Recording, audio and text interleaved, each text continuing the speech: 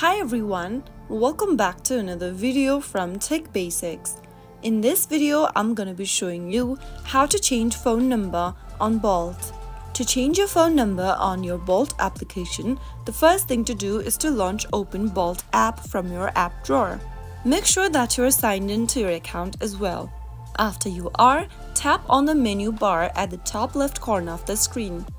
In the expanded menu, tap on My Account at the top. Open up the Personal Info tab from your profile page and then tap on Edit right next to your mobile phone number. Now, enter a new mobile phone number and then click on whether you'd like to verify your phone number using SMS or WhatsApp. Select any one option and click Continue. On the next page, verify your new phone number by entering the verification code that is received on your phone number via SMS. Once you type in the code, you will be able to change your phone number on Bolt application. So that was how it's easily done. If you found the video to be helpful, go ahead and give us a thumbs up. Don't forget to subscribe to the channel by hitting the subscribe button.